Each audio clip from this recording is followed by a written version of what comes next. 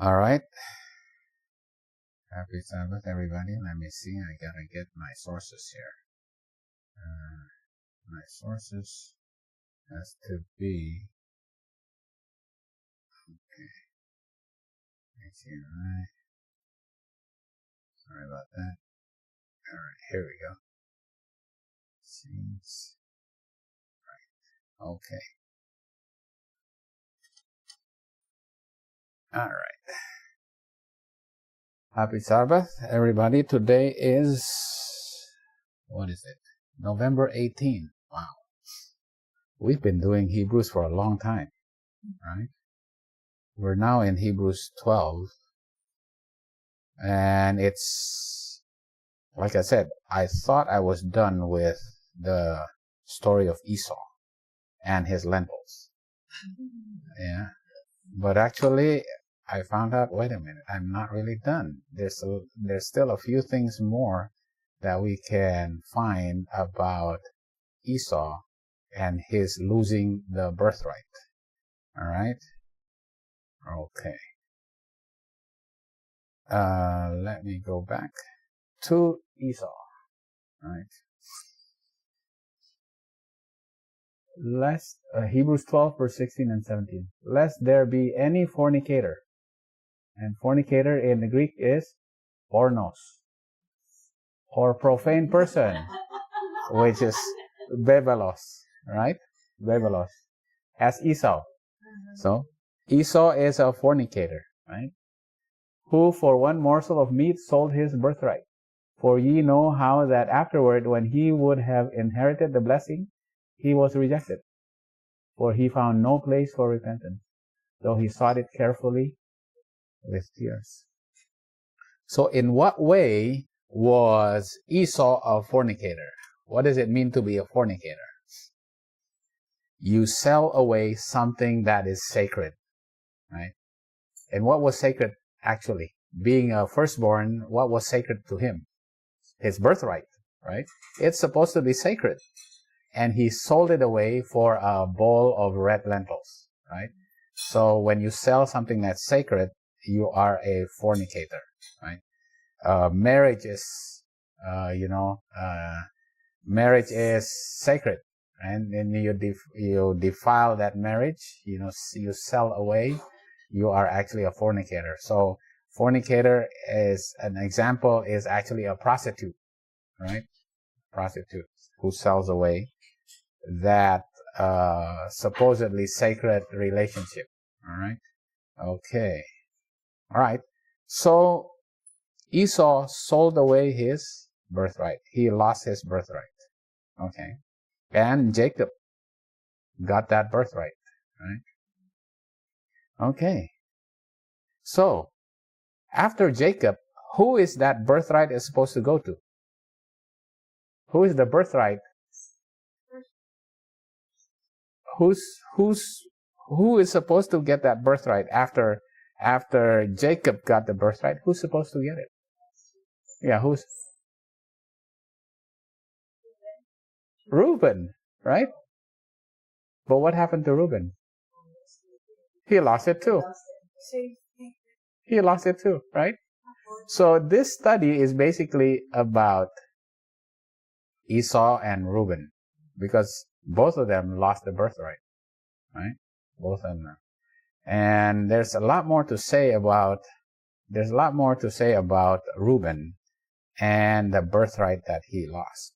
Okay, a lot more. Yeah. Okay. 1 Chronicles 5, verse 1 and 2. Now the sons of Reuben, who was he? The firstborn of Israel. For he was the firstborn. But for as much as he defiled his father's bed, right? The father's bed is supposed to be sacred, right? It's sacred. He defiled it, right? His birthright was given unto the sons of Joseph, the son of Israel. And the genealogy is not to be reckoned after the birthright, for Judah prevailed above his brethren. The genealogy of who? who became the progenitor of Jesus? Judah, right? It's not through Reuben, right? It became Judah. Why? For Judah prevailed above his brethren, right? He actually prevailed. He became the leader of the brethren, right? And of him came the chief ruler. He became the chief ruler, right? But the birthright was Joseph's. Now the thing about it, why did it go to Joseph? No, the chief rulership went to Judah. Judah became the leader. All the good kings came from Judah, right? Yeah. Even the scepter, right? Even Jesus comes from Judah, right? Amazing. The birthright was Joseph. Why did Joseph get the birthright? What is in the character of Joseph that's different from Reuben?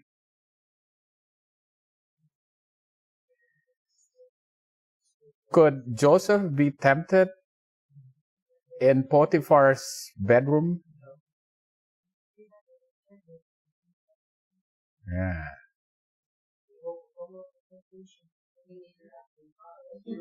Right. Reuben defiled his father's bed. Joseph did not, right? Defiled. Yeah. That's why the birthright went to Joseph. So this is, this is something that we have to see the characters of these children of Israel, right? Yeah. Okay. Numbers 3, verse 11 to 13. And the Lord spake unto Moses, saying, right?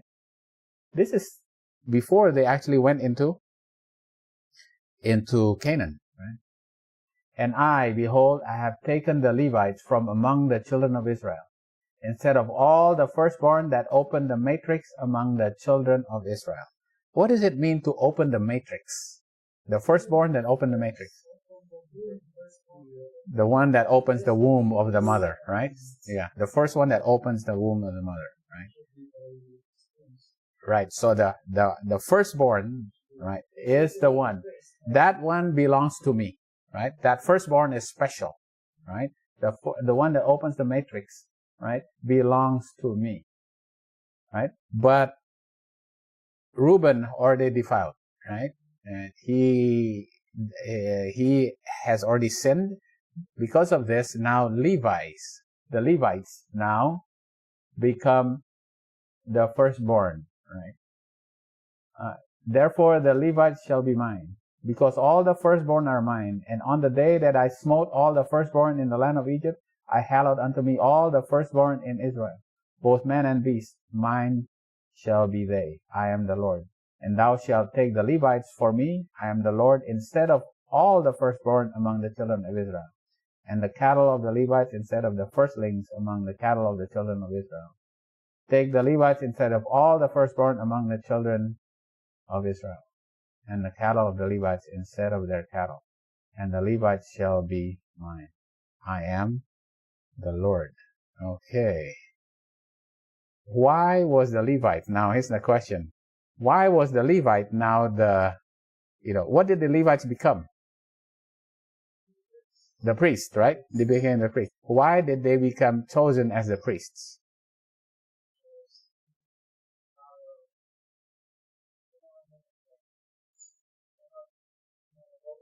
Mm-hmm. That's right. They defended God, right? Moses says, okay, all of you, I come down from the mountain and you're like worshiping this golden calf. Who are you? Who among you are going to stand by me right now for God?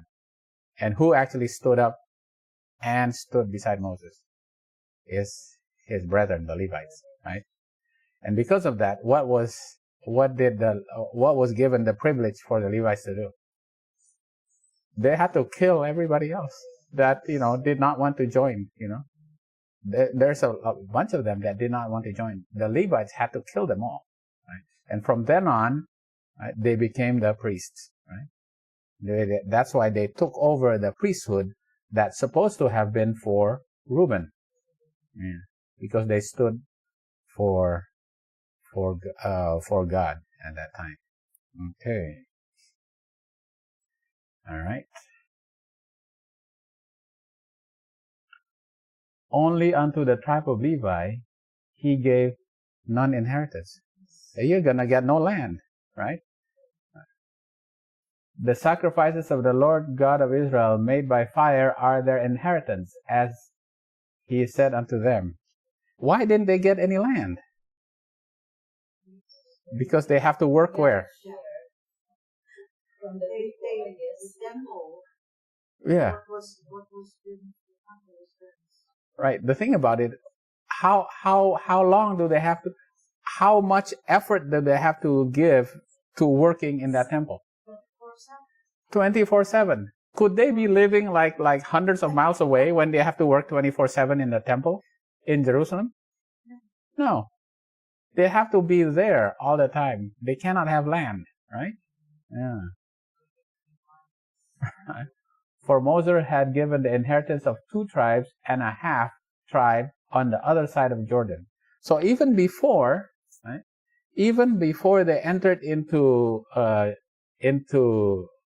Canaan, Moses already gave 2 tribes and a half their land on the east side, right? Even before they entered into Jordan.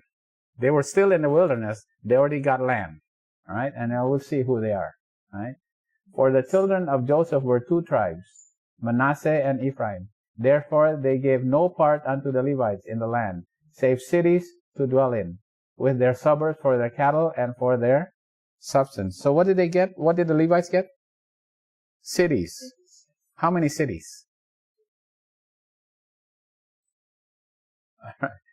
And among the cities which ye shall give unto the Levites, there shall be 6 cities for refuge. What's the cities for refuge? For people that commit sin. Yeah. Oh. They kill. Right. They can run to the cities. Right. They can run to the city of refuge. Right. Yeah. Which ye shall appoint for the manslayer, that he may flee thither. To them ye shall add 42 cities. Right. So all the cities that ye shall give to the Levites shall be 48 cities. Them shall ye give with their suburbs. And what's the suburbs for? For their cattle, right? So they can still have, so they stay in the cities, right? It turns out that the Levites, right? The priests have to be always there, but the Levites, they take turns, right? There's, I think 14 days that they all have turns that they have to go to Jerusalem and they have to serve in the temple. So at that time, remember the father of John the Baptist? Obviously, he was a Levite, and he had to work for 12 days in the temple. 14 days, a 2-week period of time. And they know exactly when that 2 period of time is, right? You know, from reading in the book, according to David. David says, okay, this family served this long, So when they actually serve in the temple is for a certain period of time. They don't have to, the Levites have a certain time that they actually have to go. Right. All right. Right. Okay. They live in the cities. Some 48 cities were given to them. Yeah. Well, they had like 2 weeks that they had to work, right, in the temple, right? Okay.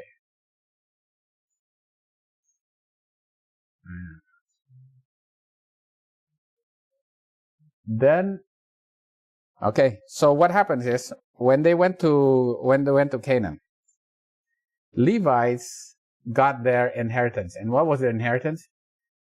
They get to work in the temple, and they got cities, right? Levite got their lot, right? And then 2 2.5 tribes get their land on the east side of Jordan, right? So when they got into Canaan, who was the first? You can see it up there. But who was the first tribe that got their lot, and why was it?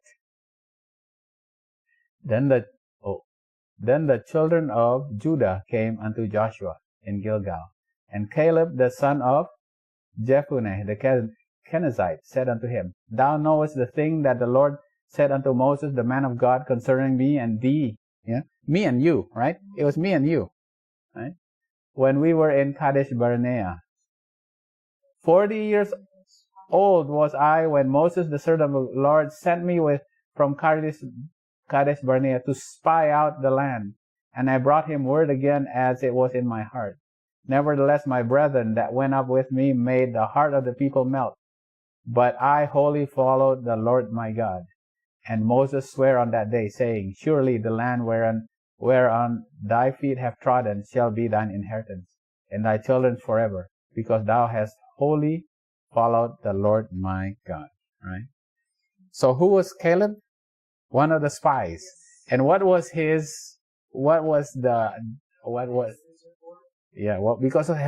he was faithful, right? Yeah. He has faith. And because of that, he was rewarded. You know, when you get to the land, you get first dibs, right? First choice. The place that you go, that's going to be yours because Judah had the first choice, right? Because Caleb was from the tribe of Judah, right? And what else? Why was Judah given? Because Judah had the chief rulership, right? It was one of the blessings of the birthright, the chief rulership, because Caleb was from Judah, and also he had the chief rulership, right? That's why Judah was. The thing about Judah, he became a chief ruler, right? But remember, he had big faults also, right? What was his biggest fault? Remember right? No, it's actually not his sister, right? Judah actually had 3 boys. The first one married Tamar, but he died.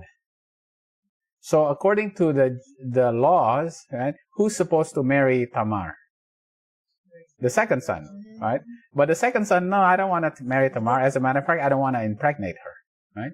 So I said, okay, well, you can't. Yeah. In that case, Judah said, I will save my third son for Tamar, right? But what did Tamar do? She actually dressed up as a prostitute, right? And then she actually tempted Judah. And Judah went with her. And what happened to her? She was pregnant. And with twins. And Judah eventually found out, right? He actually wanted to have Tamar killed, but then he had found out it was actually his children, right? And then Judah accepted the children. And the oldest son is Phares. And Phares became the progenitor of Jesus. Can you imagine that? That was Judah. Yeah. He carried, can you imagine? That was the story of Judah. But then Judah, I guess his character changed, Then he became the leader, right? Yeah. And how did he prove himself that he became the leader? Yeah, this is when did he actually show himself worthy to become the leader? Now this story is, there you go, time of Joseph. What happened at time of Joseph?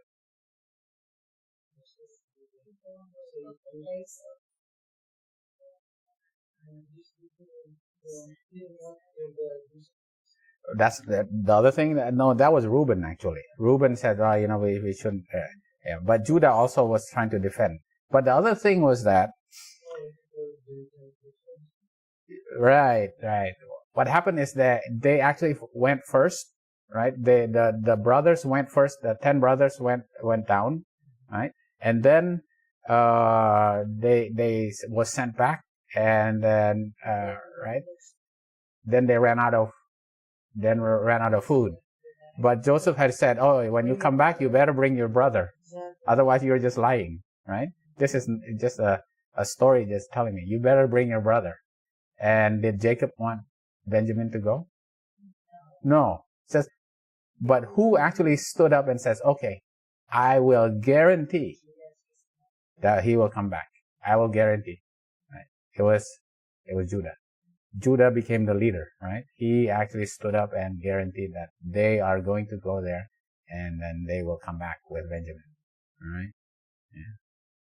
All right. Oh yeah, multiple times actually. Yeah.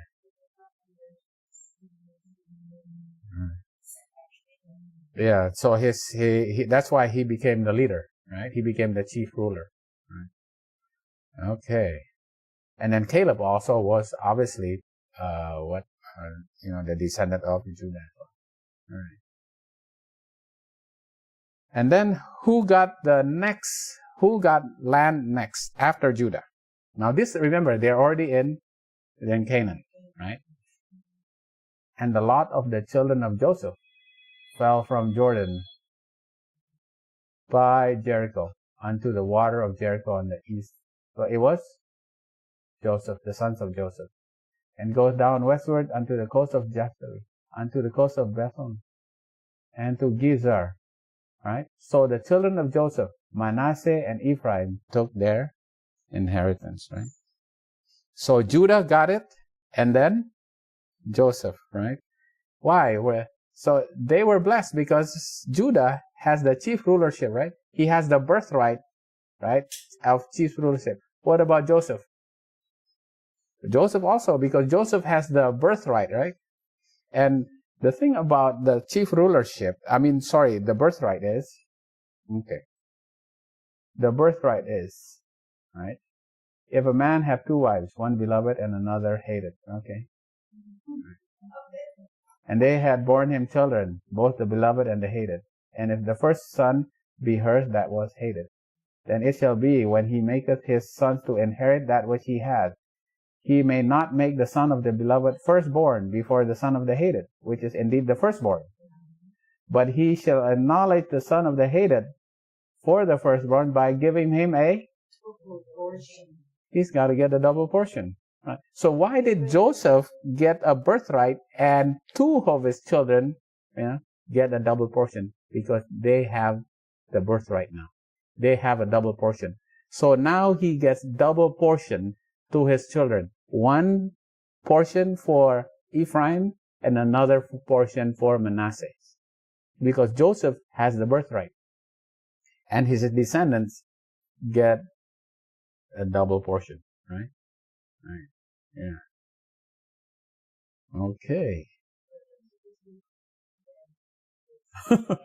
This is, I guess, Deuteronomy. This is, this is kind of like the thing is that the one that has the birthright gets a double portion, right? The law of Moses. Yeah. And that's also what Esau actually wanted, right? He wanted the riches, right? He didn't want the spiritual blessing. He wanted the riches. He wanted. It's because,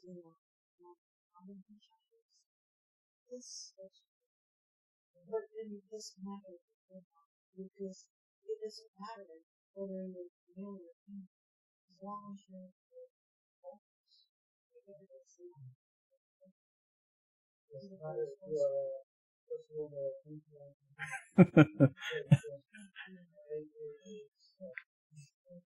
Yeah. And why was it also? Now Joseph also, right here, got the land next, right? Meaning it will go to Manasseh and Ephraim, because Joseph had the birthright. But what also was the advantage of Ephraim in that getting the land there second? Who was an Ephraimite of the spies? Joshua. Oh, Joshua. Yes. Yeah, Caleb was Judah, and Joshua was also an Ephraimite, because those two were were, they were blessed by God, because you can get your, you get a reward for being the good spies. Now you get land, right? A choice land, right? So now we can connect this all, right? Why they get their land, right? Because it was already promised to them, all right? Okay. After that, and there remain among the children of Israel 7 tribes, right? Because 7 more tribes have not gotten their land yet, right? Okay. Right? 7, and now those 7, they have to take lots. Those other, they were given without taking lots, right? Judah, you get your land. Ephraim and Manasseh, you get land without taking lots. They had the best land, right? They got the best land because obviously Caleb and Joshua also, it was promised to them as well, right? And besides, they had the chief rulership and the birthright, right? Okay. All right. Who was the tribes that got land before they even entered into Canaan on the east side? It's right here. Right? But the Levites had no part among you. Okay, the Levites already got their lot, and it's not a land. Right? Who else? Gad, Reuben, and half the tribe of Manasseh have received an inheritance beyond Jordan on the east side. Before they even got to Jordan, before they even crossed Jordan, they already got their land. Reuben, Gad, and half the tribe of Manasseh. So now you go, okay, why? Are you curious enough to figure out why? Why Reuben? Why Gad? And why half of the tribe of Manasseh? Why did Moses do? Right? What did they do? Okay. Now this is it. You got to figure this out. When I was studying this, wait a minute, there has to be a reason.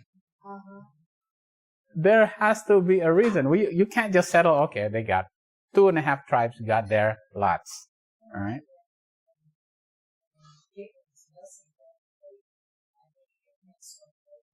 Okay, yeah, absolutely. Yeah. All right.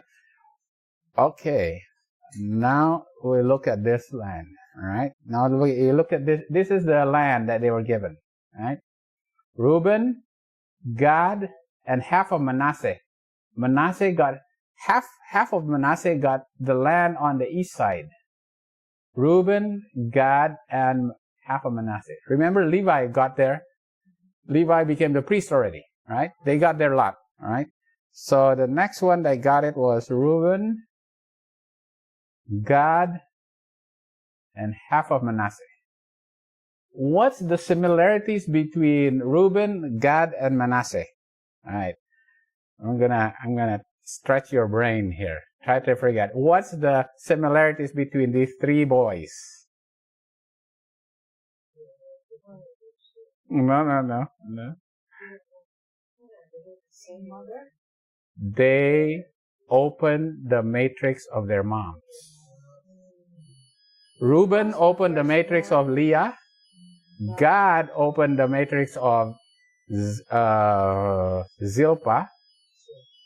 Manasseh opened the matrix of Joseph's wife, right? These were firstborns, right? They got their land first, right? Right. They were still firstborn. They were still firstborn, so they got their land first. Because the east is Reuben. Okay. All right. The thing about it is, then when they got over the land, right? They got to this side. Then who got the land first? Judah, right? Judah got it, and besides, it was already promised to Caleb, right? And then after that, Ephraim and the half of Manasseh. Ephraim got this land right here, right? This must be very good land, right? And then Manasseh got another half, which is on this side, right here. This is Manasseh. Manasseh got the west side and the east side. Why did Manasseh got double portion? Yeah. But it's half and half. Yeah, he got half and half.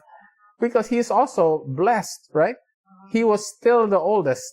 He was still the oldest of Joseph, right?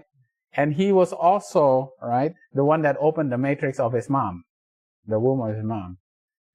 And he was blessed. Even though he was blessed with the left hand, he was still the oldest, right? He was the son of Joseph. Because of that, he also got land on the west side, on this side, because he was Joseph's descendant. He was Joseph's descendant. So Ephraim and Manasseh also got land on this side, on the west side, right? The amazing thing is that Manasseh got double land, right? A lot of land. Manasseh and Ephraim right here, right? Okay. All right. Okay. So, right, Benjamin, right? So when we see the children of Leah, right? Is Reuben, Simeon, Levi, Judah, Issachar, and Zebulun. Reuben is the one that opened the matrix, right? That's why he got land right here. And then Rachel, Joseph, right? Joseph is the one that opened the matrix. And Joseph was blessed. And then that's why his children got double portion, because he got the birthright. Even Manasseh got double portion. Manasseh got east and west. East and west, right? What about Zilpah? The firstborn is Gad. That's why Gad got this one. Okay, my question is, what about Bilhah? Why did not Dan get first dibs?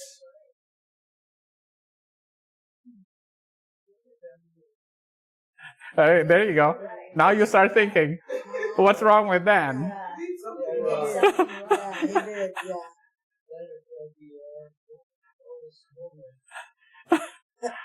Okay, this right. You're on the right track. There's something about Dan, right? And Bilhah. There's something about Bilhah. And who's Bilhah actually? There you go. Bilhah was the one that, the concubine that Reuben committed adultery with. Right. So Bilhah must have done it, it was not like she was raped. Yeah. She actually bore some responsibility. And because of that, her son did not get first dibs. Right. When you read this story, you go, oh, now it makes sense. Dan, okay. And then, okay, then you go like this. Then the 7 tribes, right? Now they get their lots. Yeah. Dan did not get his lot, right? In the beginning, because he was a descendant of Bilhah, who actually had committed adultery with Reuben, right? Yeah. Okay. Concubine father, but she actually committed adultery with Reuben, right? And in that way, you can see that Dan was also, had to suffer because of that, right? Yeah, because he was And the iniquity of the parents. Yeah. Of the parents, he has to suffer. And look at who got land first. Now they had to pull lots, right? And they said, okay, who's gonna get next? Who's gonna get next? And just go. Benjamin got it, and then who's after Benjamin? Simeon, and then Zebulun, and then Issachar, and then Asher, right? And then Naphtali. And who's the one that got the last? Dan. He opened the matrix. He was the last one that got land, right? He had to suffer the iniquity of his mother. Right. He was the one.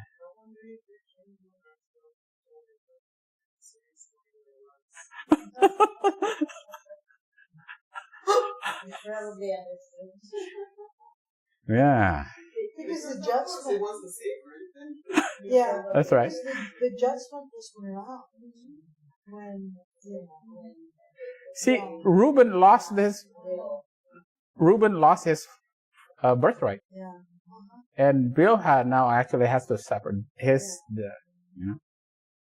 anyway, But Reuben got, I guess Reuben still, still repented. Okay. All right. Now, the thing about it is, when you look at this, right, Dan got the land. I mean, I have to look at your map. But I think my map is still coming up. Okay? All right. When they made an ending of dividing the land for inheritance by the coast, the children of Israel gave an inheritance to Joshua, the son of Nun, among them, right? According to the word. Remember, Ephraim already got his land. And then Joshua was the last one that they say, okay, Joshua, right? He was the last one. He's really humble. Right? He was the last one to choose land, right? And when he chose the land, right? He gave him the city which he asked, even Timnath-serah in the mount of Ephraim, right? And remember, Ephraim already got the land, but now Joshua had to get land in that area. He built the city and dwelt therein. These are the inheritance, right? So that he got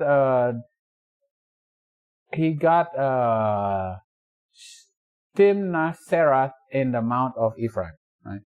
So Joshua was the last one that got his lot, right? But he already got it in the land of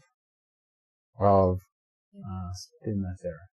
And this is why Dan, right? And it came to pass when Israel dwelt in that land that Reuben went and lay with Bilhah, right? His father's concubine. And Israel heard it.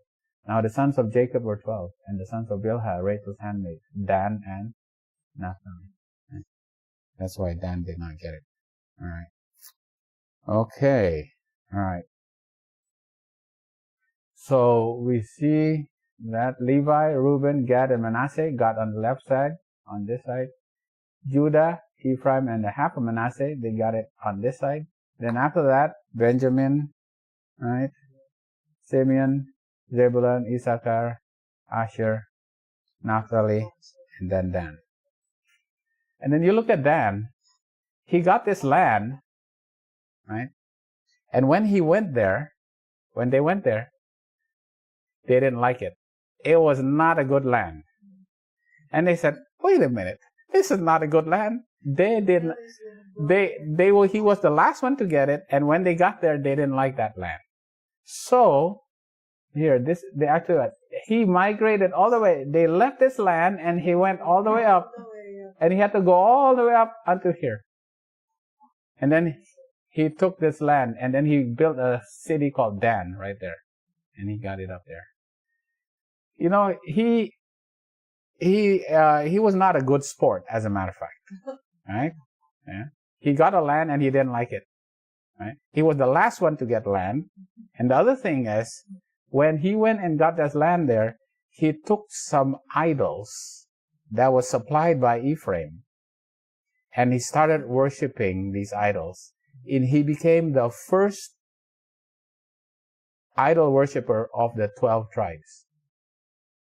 And the one that actually also started worshiping was Ephraim as well. Ephraim eventually took over this land, and this became Ephraim's land because Dan went up that way, right? And Ephraim became idol worshippers also.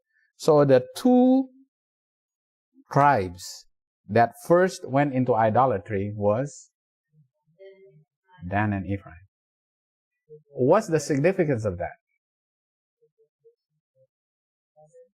And this is Gaza right here. This is Gaza, right? The thing about what's the significance of Dan and Ephraim became idolaters? Dan and Ephraim. No. Dan and Ephraim in Revelation 7. Are they included in the 144,000? No. Right.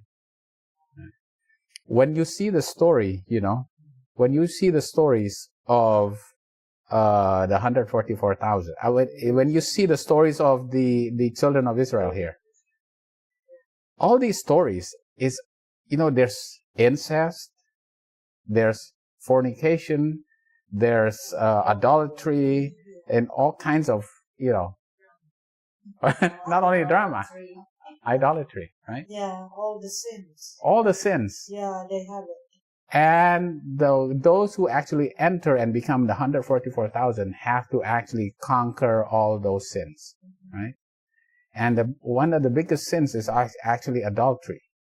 Because adultery is actually when you actually become divorced, or you actually leave your first love and are married to another. The 144,000 will not receive the mark of the beast, because those who receive the mark of the beast, right, they actually fornicate with the dragon and the beast, right? They worship the image of the beast. That's why they receive the mark of the beast. That's why all these stories have so much adultery, right? And because that's a symbol of the biggest sin, right, that God hates, right? When you fornicate with the world, right? You leave me. I'm supposed to be your God. You're supposed to be married to me, right? What are you? Right. Yeah. This is why it's 144,000. Yeah.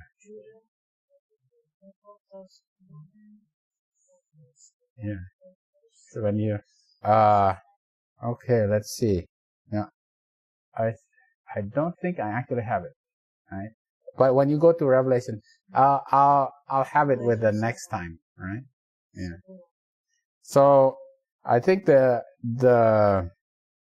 stories of these tribes shows us what the children of Israel had to conquer. Spiritual children of Israel have to conquer when they go into the spiritual Canaan, right? When they actually passed the Red Sea, right? They had to sing the Song of Moses. And when you sing the Song of Moses, you realize the Song of Moses tells them that when they enter into Canaan and Palestine, what kingdoms did they have to actually overcome? They have to conquer, Egypt, Edom, and Moab, right? Egypt, Edom, and Moab, right? Egypt is presumption, right? Presumption, lack of faith, right? Because Egypt is a descendant of the Ishmaelites. Egypt is like Hagar. Hagar is Egyptian, right? Hagar's son is a product of presumption, right? And they had no faith. And so that's why I said, okay, in that case, we're tired of waiting. Let's have a child with Hagar, right? No faith, presumption. Edom is a symbol of appetite. And it's appetite. And Moab is a symbol of incest, right? All these things show that is what has to be conquered by the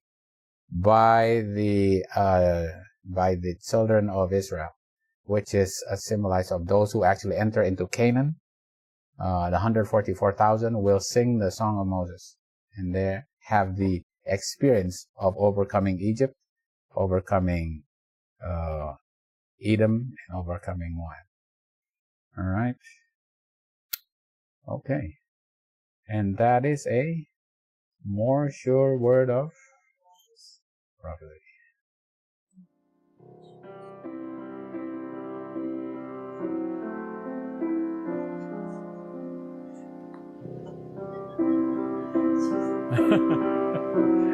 Because The thing is that I don't want to go into another change or what. Really, because if you're going to